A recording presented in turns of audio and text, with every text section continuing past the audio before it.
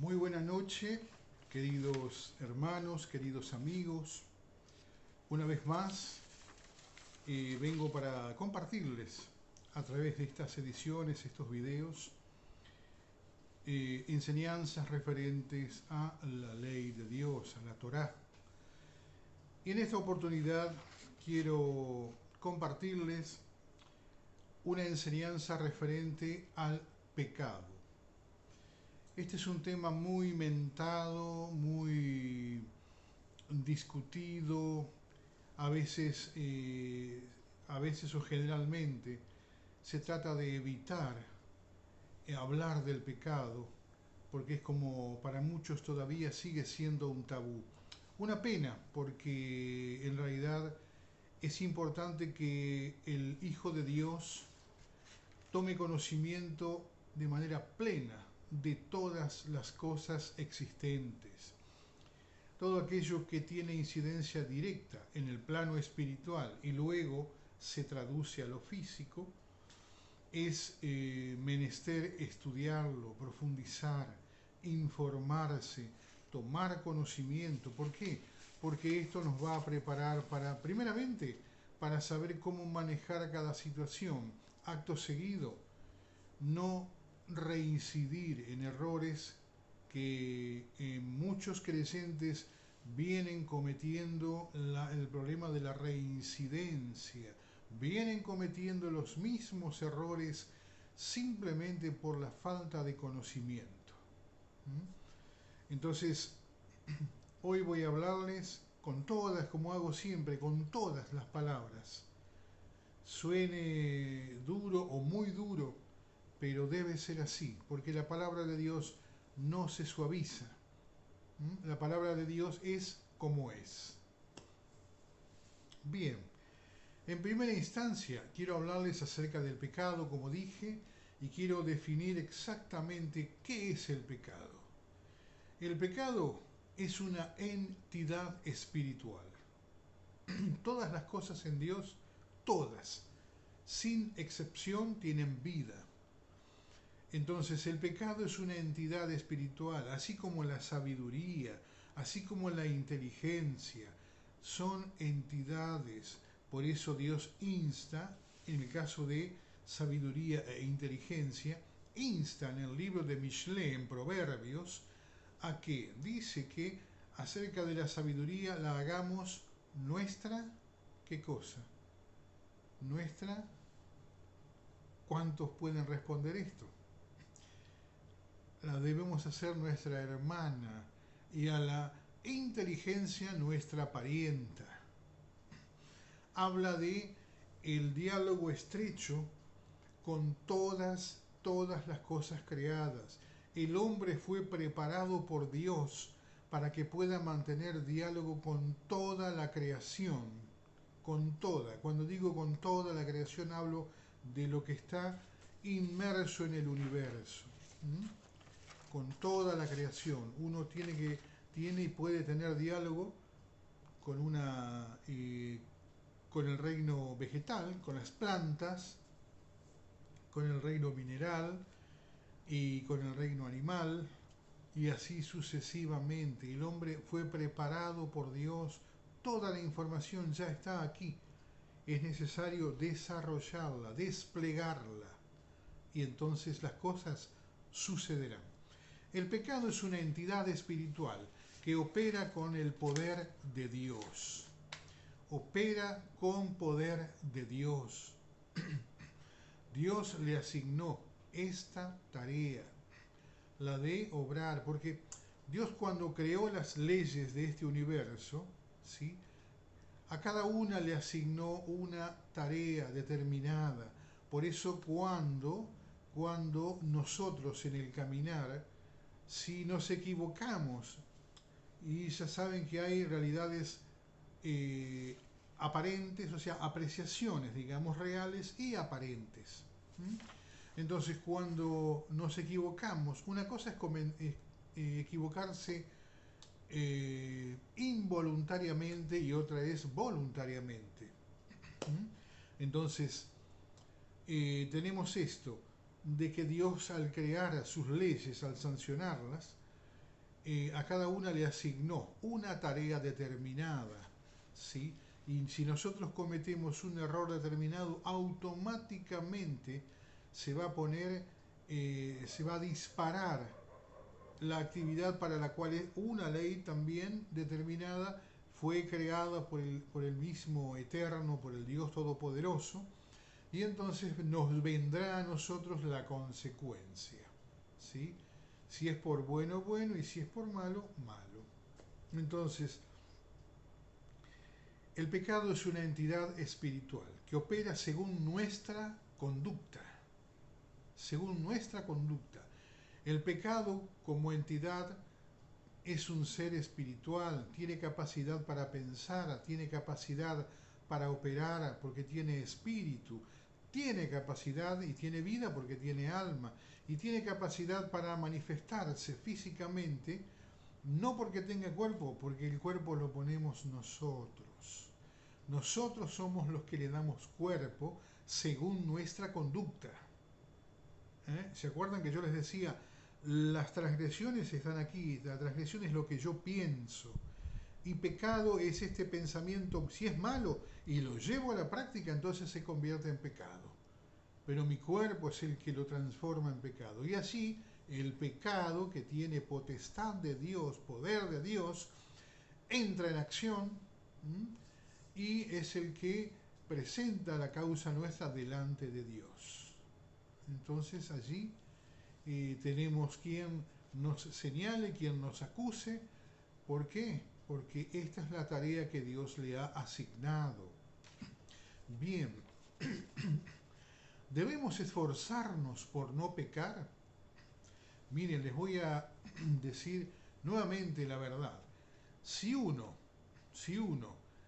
aprende la ley de Dios, o sea, la Torá en idioma hebreo, Torá se llama ley, es Torá. Si uno aprende la ley de Dios, no tiene que guardarse de nada, no tiene que guardarse de nadie, porque la misma ley nos guiará y evitará que nos metamos en problemas, que cometamos un error de toda índole. ¿Le parece magnífico? Claro que lo es. Así funciona la ley de Dios. Así funciona, de esa manera. Entonces, el pecado encierra una información valiosísima. ¿Qué tipo de información? Cuando no caminamos convenientemente, entonces el pecado nos muestra permanentemente nuestra, ¿qué cosa? Nuestra debilidad. Nos muestra nuestra incapacidad. Nos muestra la necesidad que tenemos de Dios. El pecado, por decirlo de alguna manera, es el regulador de nuestra conducta que Dios ha puesto.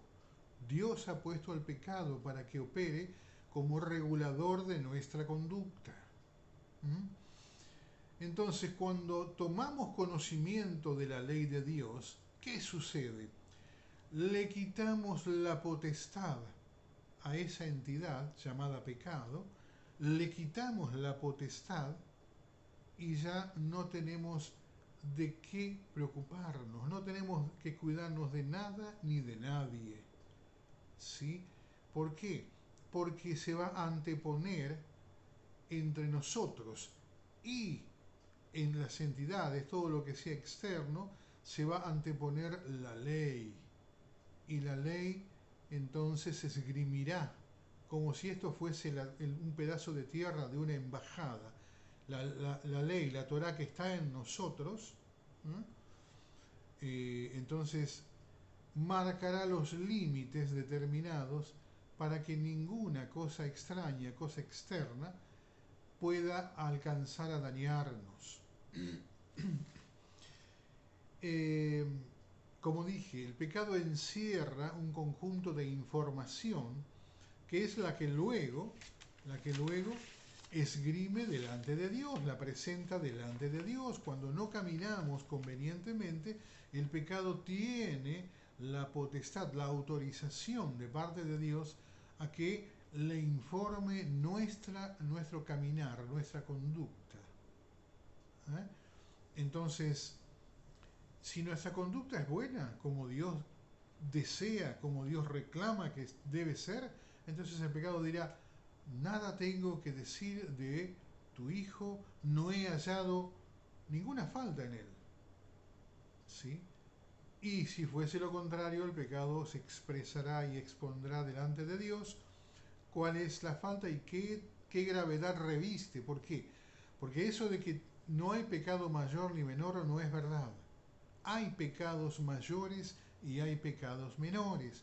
Una cosa es que yo, por citar un ejemplo, mienta, ¿sí? Mienta a alguien, eh, cualquier cosa, digamos, menor. Una mentira. No, fuiste a tal lugar, no fui en realidad, pero digo, sí, fui para evitar un problema, un inconveniente, o que me estén regañando por algo. ¿Sí? Eso es pecado, claro que lo es, porque es una falta delante de Dios, ante su ley. Y otra cosa es que yo, otro ejemplo, y les voy a demostrar que hay pecado mayor y menor, que yo salga con un arma y asesine a una persona. ¿Mm? Eso reviste otra gravedad, porque quizás estoy dejando sin padre a un niño, a dos, a tres, y sin esposo a una mujer. ¿Mm? Eso es mucho más grave que mentir, o que robar, o que hurtar. Entonces sí hay pecados mayores y menores, y cada uno tiene su justa retribución. ¿Mm? El pecado, como pecado, indistintamente de quién lo cometa, trae consigo una retribución. ¿Mm? Entonces, vamos a continuar con este tema. El conocimiento de la ley de Dios, es decir, de la Torá, nos trae entonces un panorama tan, pero tan amplio y tan profundo, que es el conocer a todos los enemigos que Dios tiene.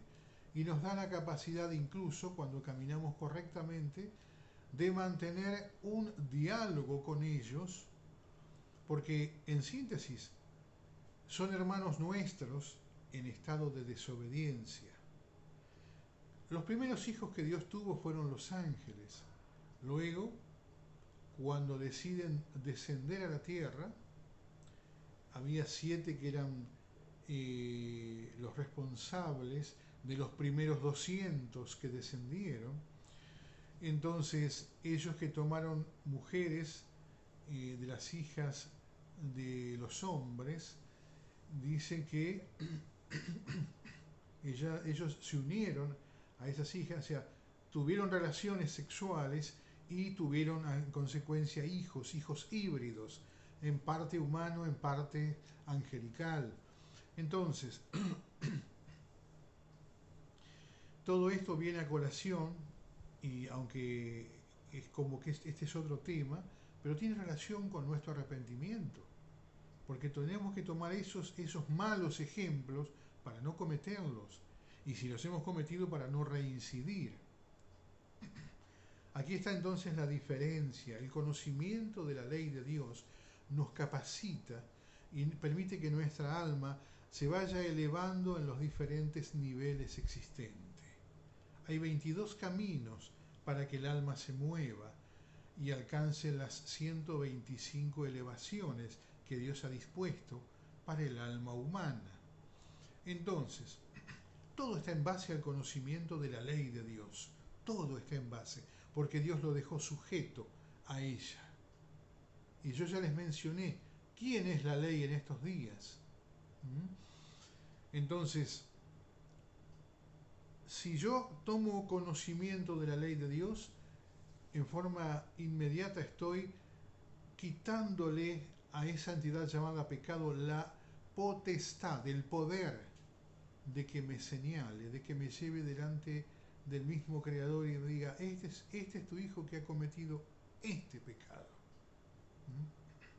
Entonces, ¿y por qué tiene potestad? Porque yo estoy involucrando a esa entidad eh, con mi conducta mala. Estoy haciéndola partícipe a esa entidad. Entonces la entidad tiene que responderle a Dios, que es el que la creó. ¿Por qué insisto tanto con la ley de Dios? Porque es el único medio,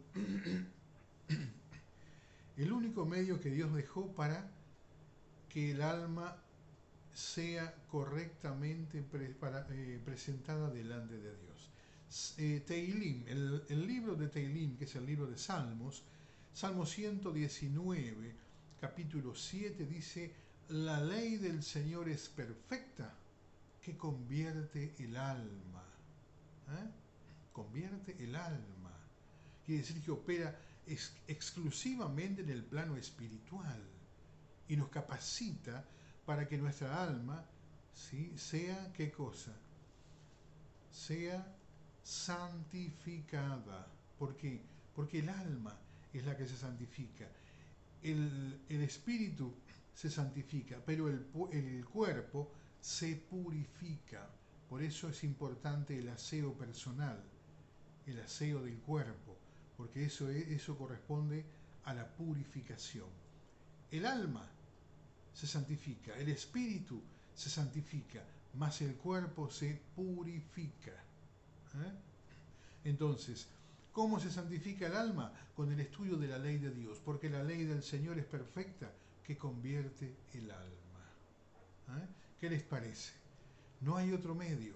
Por más que digan al día de hoy muchos entendidos, muchos otros maestros, que la ley dejó de existir, no, claro que no dejó de existir. Si no, el Creador hubiese dejado de existir. Si no, el Hijo de Dios hubiese dejado de existir. El Hijo de Dios es la ley viviente al día de hoy. Recuerden lo que les dije el otro día. El Mesías, Yeshua, que significa salvación, y no salvador, sino salvación. Él dijo en el texto de Juan capítulo 17, verso 6, yo soy el camino y la verdad y la vida, y nadie viene al Padre sino por mí. ¿Eh? Entonces Salmo 119, en el verso 160, dice, la suma de tu palabra es verdad.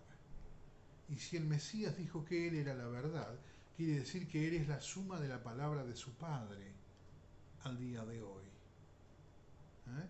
Quiere decir que Él es la ley viviente. El Mesías Yeshua es la ley viviente.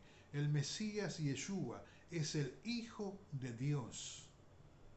Él no puede ser Dios. Nunca jamás mencionó en su servicio aquí en la tierra al Padre que Él era Dios. Siempre habló de que su Padre, como Juan en el texto de Juan 14:28, que dice, mi Padre mayor que yo es. Y siempre habla de que Él es el enviado. Mi Padre que me envió mayor que yo es. Salmo 110, Dios habla, mi hijo eres tú, yo te he engendrado hoy. En la introducción de los escritos de Juan, en el principio era el verbo, ¿qué dice? Era la ley. Y el verbo era con Dios, y el verbo era Dios. Eso no hay una equivocación ahí. Y muchos se toman de ahí para decir, ¿ves? No es el Hijo de Dios.